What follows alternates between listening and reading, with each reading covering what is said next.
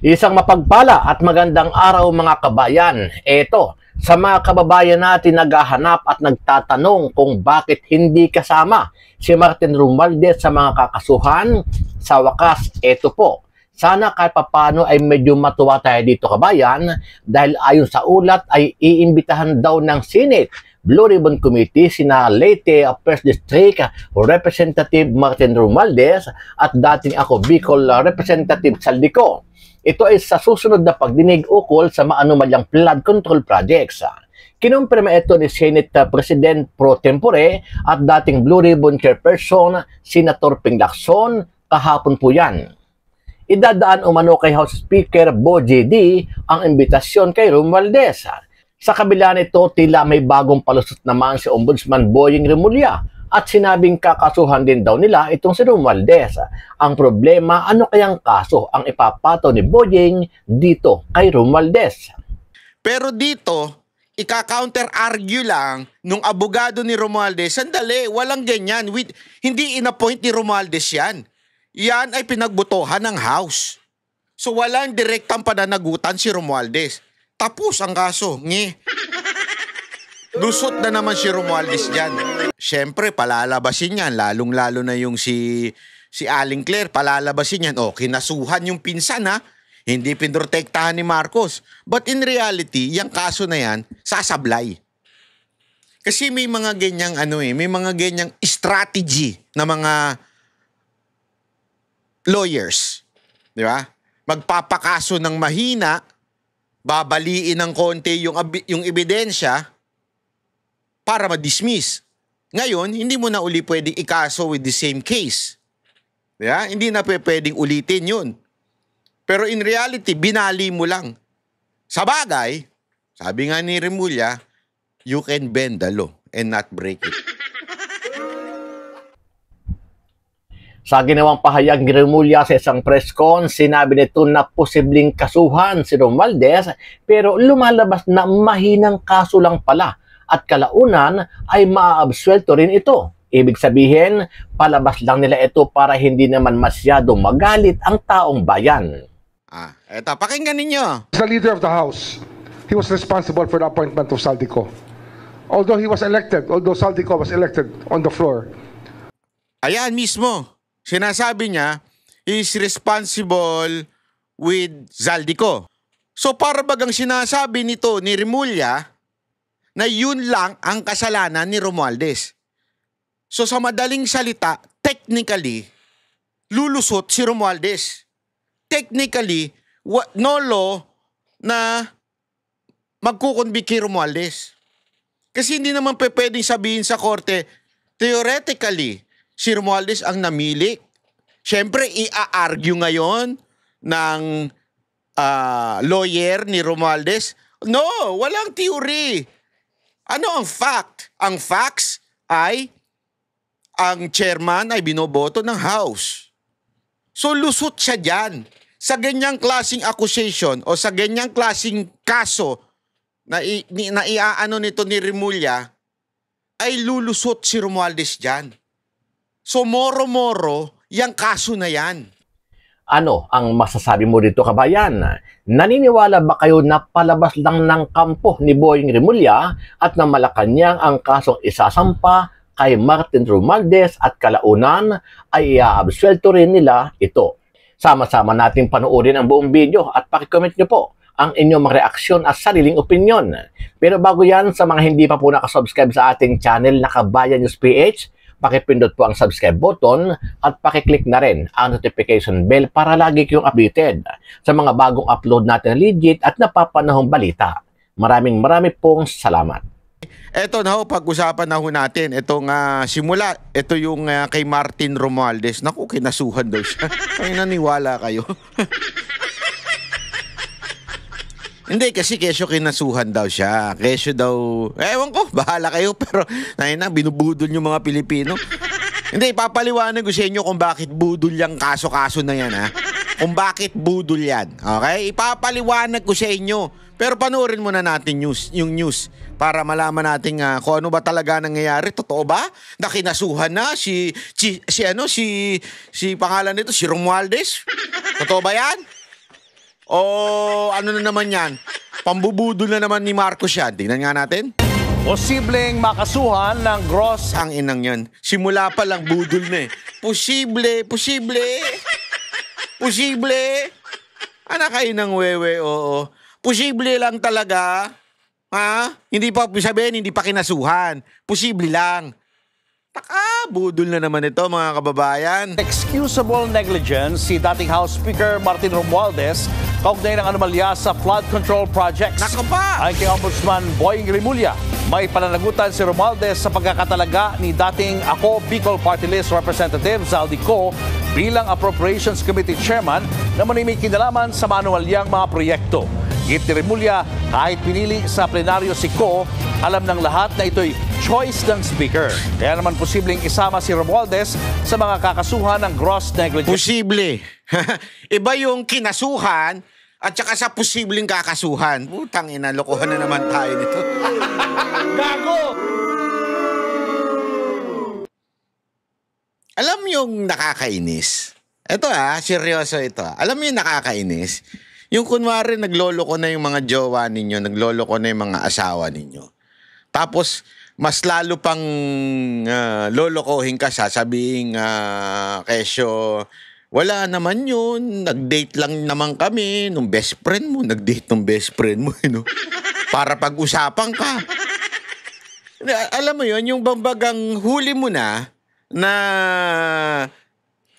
may ginagawang hindi maganda, merong bet ka, tapos yung best friend mo pa, tapos ang palusot pa, hindi, lumabas lang naman kami niyan para pag-usapan ka. Kasi we're preparing a birthday party, ganun. Yun yung nakakabuisit di ba? Yung harap-harapang hang ginagago, preparing birthday party, nakapatong ka. Gago! Yeah. Parang ginaganyan tayo nito ni Rimulye. Para bagang sinasabi, hindi, pwede, posible makasuhan, posible. Para bagang sinasabi, para lang kasi, siyempre, everyone demands na makasuhan si Romualdez, di ba? Lahat tayo, marami, anumang kulay mo, gusto makasuhan si Romualdez.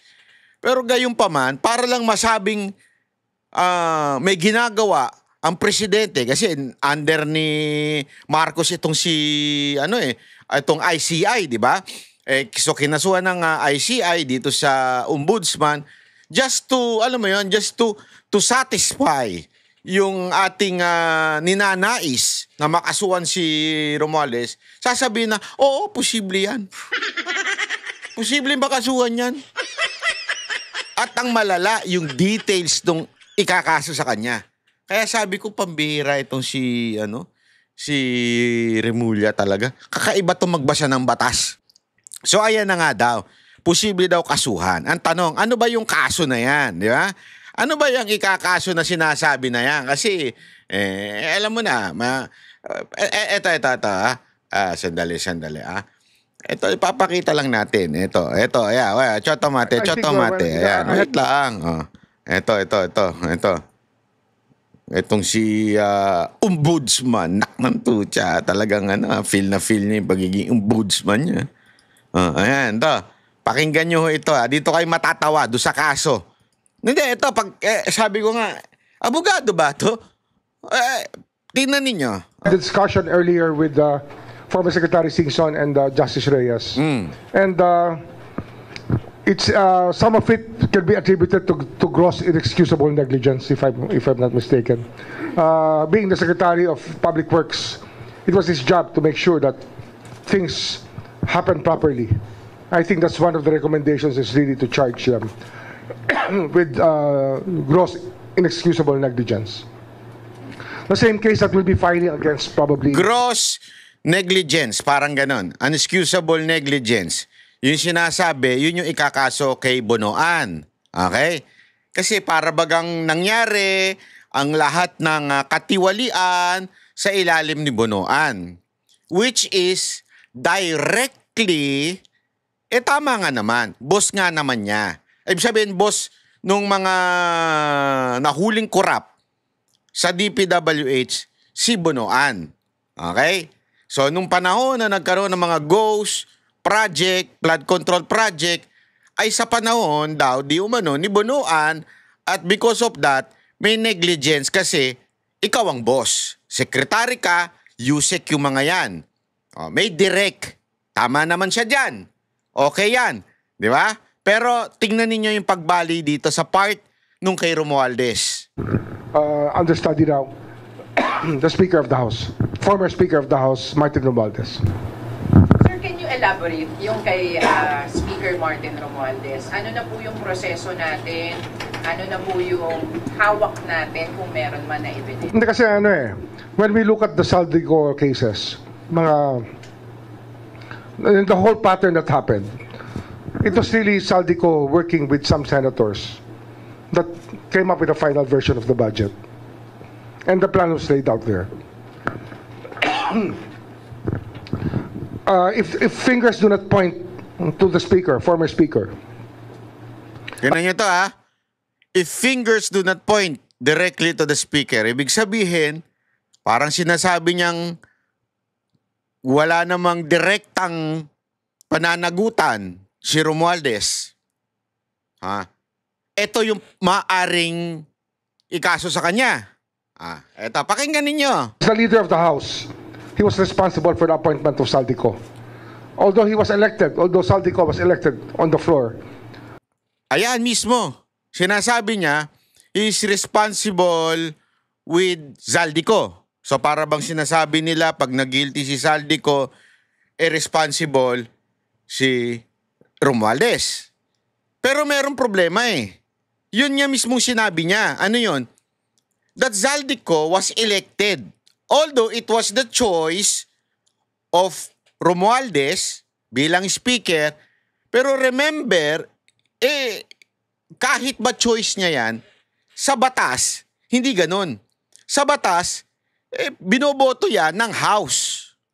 So, walang direct na appointment kasi by law, the chairman of that appropriation or that committee is voted. So walang direktang sa batas na may pananagutan si Romualdez. Although in the eyes of the people, and we all know by theory na talaga naman ina-appoint o sinasabi ko anong desisyon ng speaker, yun ang masusunod. Kaya lang, hindi naman po kasi ganon ang batas. So therefore, para bagang sinasabi, in theory, may pananagutan si Romualdez, but hindi yun ang hinahanap natin yung theory.